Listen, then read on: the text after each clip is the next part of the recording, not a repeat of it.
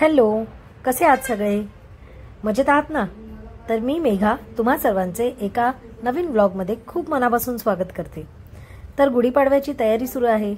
गुढीपाडवा म्हणजे मराठी नववर्षाचा पहिला दिवस, त्यामुळे घर कसं लख्ख असावं असं प्रत्येकालाच वाटतं, नाही का? पण सगळंच एकाच वेळेला आवरता येत नाही, म्हणून म्हटलं जसं आपल्याला जमेल तसं हळूहळू एक एक आवरायला सुरुवात करूया। तर सुरुवात तर सोफ्यापासूनच केली, कारण सोफ्याची कवरं धुणं, सोफे झाडणं, त्यानंतर ही परत टाकणं ही फार मोठी झंझट असते। तर सोफ्याची जरा कवरं लावून घेतली आणि सोफा तर सकाळी साफ केला होता, फक्त कवरं धुवायला टाकलेली, ती आता एक एक कामं आम्ही उरकून घेतोय।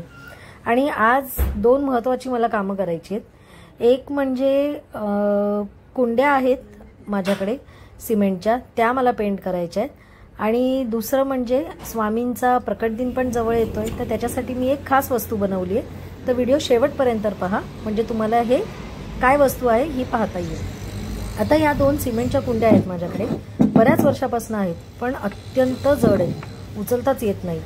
पण ह्या कशा ना लॉंग लास्टिंग आहेत। झाडे ह्याच्यामध्ये लावलं ना की जागा भरपूर मिळते मुळांना फोफायला। तर म्हटलं तुळस लावायची होती मला, तुळस आणि शमीचं झाड मला लावायचं आहे। रोपं माझी आणायची आहेत, कारण आधीची तुळस आम्ही जरा बाहेर गेलेलो त्याच्यामुळे ती सुकून गेली होती। म्हटलं आता नवीन वर्ष पण येतंय, तर आपण ह्या दोन कुंड्यांमध्ये यांना सुंदर पेंट देऊन यांना नवीन लुक देऊया। आणि हे जे स्टँड मी ठेवलं होतं झोक्याच्या मागे, ते झोक्यावर बसलं की सारखं लागायचं, आणि हे मी स्टँड देवाच्या बाल्कनीमध्ये ठेवते, देवघराच्या, कारण त्याच्यावरतीच मला कुंडी आणि शमीचं रोप ठेवायचं आहे, आणि मला दिवे वगैरे लावायला तिथे जागा मिळणार आहे। तर म्हणून म्हटलं चला करूया सुरुवात। पण ऊन इतकं होतं, म्हटलं आपण बेडरूममध्येच बसूया जरा एसी लावून, कारण बाहेर बसवत नाही, भयंकर ऊन लागतंय। तर थोड्याशा कुंड्या मी ह्या दोनच कुंड्या मला पेंट करायच्या होत्या, ऑइल पेंटने ह्या दोन कुंड्या मी पेंट केल्या, आणि थोडं एसी लावून जरा बेडरूममध्येच बसलो होतो, थोडं शांत वाटत होतं, कारण बाहेर खूप ऊन लागतं आणि मग काम करायचा मूडच जातो।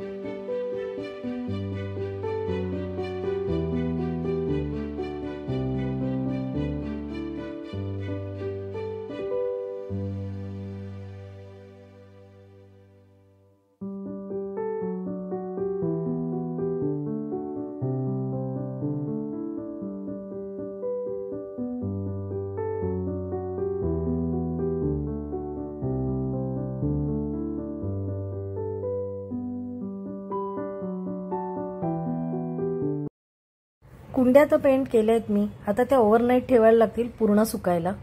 आणि आता मी तयारी करते महाराजांच्या प्रकट दिनाची। तर प्रकट दिनाच्या दिवशी एक मला महाराजांना विराजमान करण्यासाठी एक असं मला काहीतरी बनवायचं होतं की जे मी स्वतःच्या हाताने बनवेन आणि सेल्फ मेड असेल। तर विचार केला, माझ्याकडे एक MDFचा प्लाय होता, म्हटलं बघूया आपल्याला जमतंय का। तर महाराजांसाठी मी चौरंग बनवते। कसं असतं, बऱ्याच गोष्टी आपण घरी बनवू शकतो, पण लक्षात येत नाही की आपण कशा पद्धतीने बनवलं पाहिजे। तर माझ्याकडे ही सुंदर साडी होती, तर त्याचा किनार मी पहिला कापून घेतला, कारण बऱ्याचदा काय होतं ना, आपल्याकडे साड्या असतात पण त्याचं काय करायचं समजत नाही, मग आपण कोणाला तरी बोहारणीला देऊन टाकतो, नाहीतर हाऊस हेल्पला देऊन टाकतो।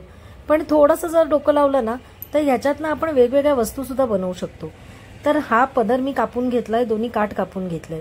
तर पदर मी का कापलाय ना, हे मी तुम्हाला नंतर सांगेन, तुम्ही व्हिडिओ स्किप न करता पहा। तर हा पदर सध्या तरी मी घडी करून ठेवलेला आहे, आणि ही किनार सुद्धा, कारण वेगवेगळ्या गोष्टींसाठी वापरता येईल। तर हा असा माझ्याकडे प्लाय होता MDFचा. तर मी काय केलं, त्या प्लायपेक्षा थोड्या मोठ्या साईजने साडीला कट मारून घेतलं. कारण हा जो आहे ना मध्ये मोर होता, तर मला बरोबर चौरंगाच्या मधोमध मोर हवा होता. तर मी असं थोडंसं मेजरमेंट घेऊन रफलीच, काही असं काही पट्टी वगैरे असं काही घेऊन, टेप वगैरे घेऊन काही केलं नाही आहे. ह्या चौरंगाच्या साधारण अंदाजे घेऊन मी चारी बाजूने कट करून घेतलं. आणि हे मी ह्या MDF प्लायला बॉन्डच्या साह्याने मी पूर्ण चिकटवून घेणार आहे. तर तुम्ही ही प्रक्रिया पूर्ण पहा.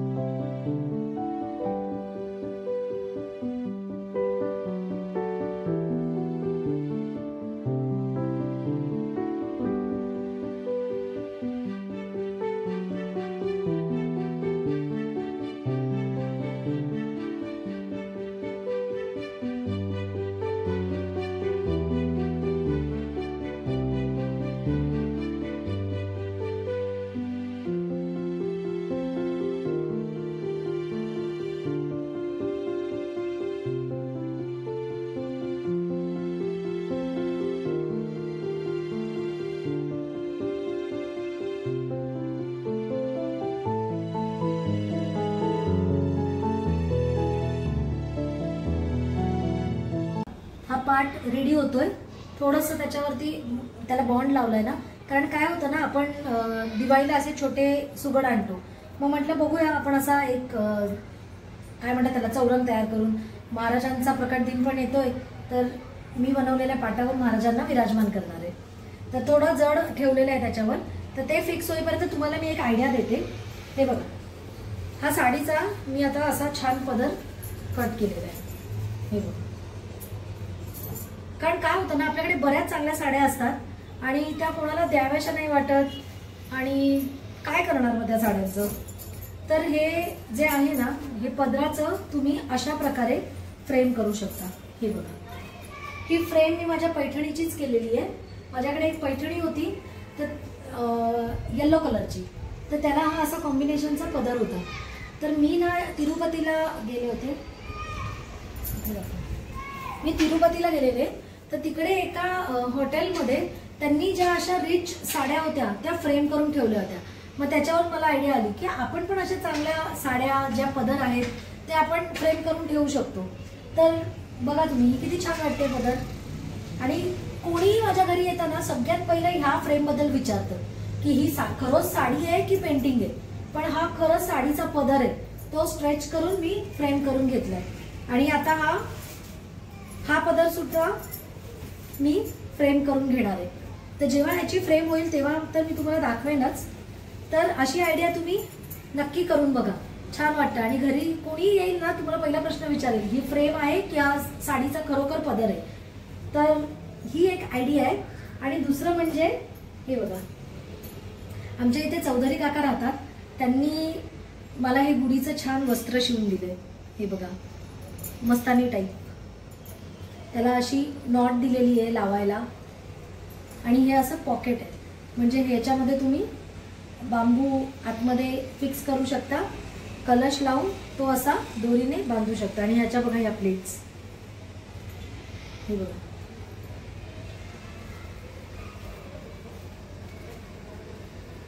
मस्त दिसणार आहे अशी गुढी. हे बघा छान वाटते की नाही, चांगली दिसते ना, खूप सुंदर. म्हणजे एवढं छान वाटतंय ना हे बघा. असा तुमचा इथे कलश होईल, तुम्ही हे इथे असं बांधू शकता. आणि त्यानंतर हवं तर तुम्ही डेकोरेशन म्हणून ह्या इथे अशा नॉट्स अशा दोन साईडला दोन तुम्ही अशा सोडू शकता. याला तुम्ही फुलांच्या माळा लावू शकता आणि छान अशी तुमची गुढी मस्त दिसणार आहे यावर्षी. जवळजवळ 1 तास झाला होता, म्हणून म्हटलं बघूया आपण आता हे फिक्स झालंय का. थोडं घाबरतच मी पलटी मारत होते, कारण उगाचच पटकन असं केलं, उलटं केलं आणि सुगड जर चिकटले नसतील तर ते खाली पडतील म्हणून. पण दॅट्स इट, मस्त झालंय एकदम, खूप भारी वाटत होतं एकदम. हे बघा तुम्ही बघू शकता, मधोमध एकदम मोर आलेला आहे, बाजूला सोनेरी बुट्ट्या आलेल्या आहेत आणि घरच्या घरी महाराजांचं चौरंग तयार झालेलं आहे. तर कसा वाटतोय हा चौरंग, छान वाटतोय की नाही.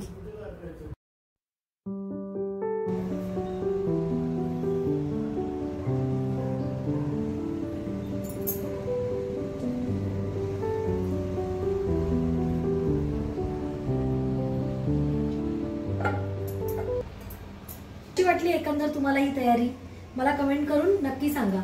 आणि तुम्ही सुद्धा गुढीचे वस्त्र घेतलेच असतील तर ते सुद्धा कसे मला फोटो नक्की पाठवा कमेंटमध्ये. तर आता भेटूया पुढच्या व्हिडिओमध्ये. तोपर्यंत आनंदी राहा, उत्साही राहा, निरोगी राहा आणि सगळ्यात महत्त्वाचं म्हणजे खूप खूप खूप खुश राहा. Bye bye.